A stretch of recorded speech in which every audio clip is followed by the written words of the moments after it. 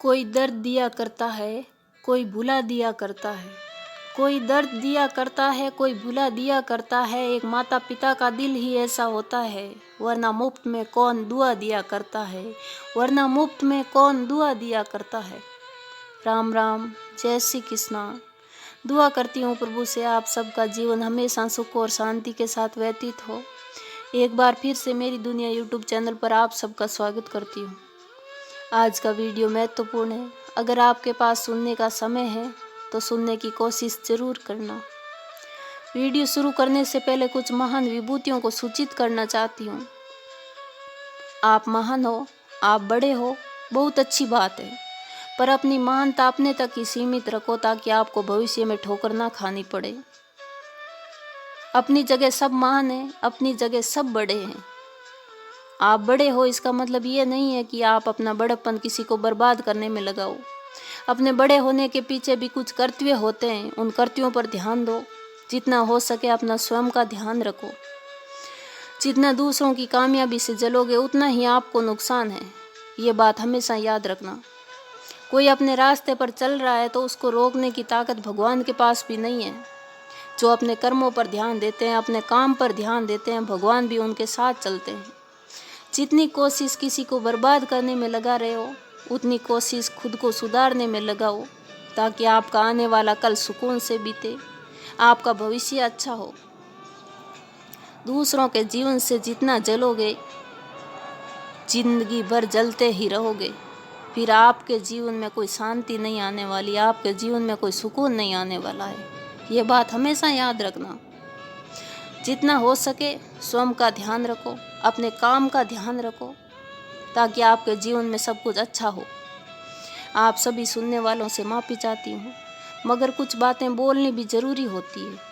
अगर आपके जीवन में भी कुछ ऐसे इंसान हैं जो सिर्फ आपकी बर्बादी देखना चाहते हैं, तो हमेशा ऐसे लोगों से सावधान रहना। वो जीवन भर आपको गिराने के लिए साजिशें रचते रहेंगे। दुनिया में हर कदम पर हर इंसान से सावधान रहो। कोई अपना नहीं है, हर किसी को अपना समझने की भूल कभी मत करना। शुरू करती हूँ आज का वीडियो। माँ कौन है, माँ क्या है और माँ बेटे का कर्तव्य क्या है। माँ की कोई परिभाषा नहीं है। माँ अनंत है, माँ अपार है। माँ वो है जो मातृत्व भावना को धारण करती है, जो अपनी ममता, करुणा और प्रेम का भंडार अपने बालक के निर्माण में उड़ेल देती है, वो माँ है। और माँ की ममता का सागर इतना बड़ा है कि दुनिया का कोई भी पैमाना इसको माप नहीं सकता। प्रसव पीड़ा के समय कभी कभी ऐसी स्थिति भी हो जाती है, या तो बच्चे को बचाया जा सकता है या माँ को बचाया जा सकता है। उस वक्त हर कोई यही बोलता है कि माँ को बचाओ, बच्चा तो और आ जाएगा।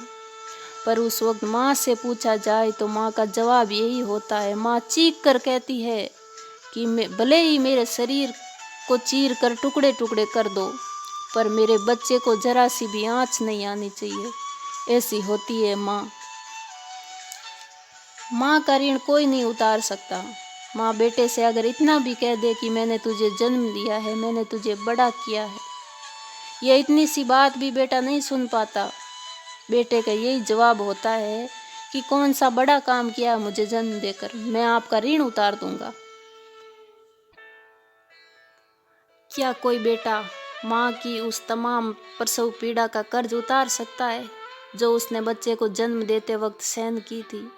क्या उन तमाम रातों का कर्ज उतार सकता है बेटा जो माँ ने उसे सुलाने के लिए जाग कर बिता दी थी? क्या उस दूध का कर्ज उतार सकता है जो उसे बड़ा करने के लिए माँ ने पिलाया था? जिस माँ ने अपने खून की एक एक बूंद को आपके निर्माण में लगा दिया, अपने खून से आपको सींचा, उनका कर्ज कैसे उतारोगे? अपने खाल की जूती भी अगर माँ के पैरों में पहना दो तो भी उस माँ का कर्ज नहीं उतार पाओगे। माता पिता को दुखी करने का अधिकार किसी भी संतान का नहीं है। कुछ लोगों को मैंने माता पिता को इतनी तकलीफ देते देखा है कि माँ बाप की सांस नहीं निकलती, इतना ही बाकी रहता है। जो अपनी कोख में रखती है हमें, उनको हम अपने घर में नहीं रख पाते, फिर हमारी क्या हैसियत है कि हम उसका कर्ज उतार देंगे। माँ पिताजी बूढ़े हो जाते हैं और कमा कर नहीं दे सकते, उस वक्त बच्चों को बोझ लगने लग जाते हैं। हम भी तो कभी छोटे थे, हम कौन सा पैदा होते ही कमाने लग गए।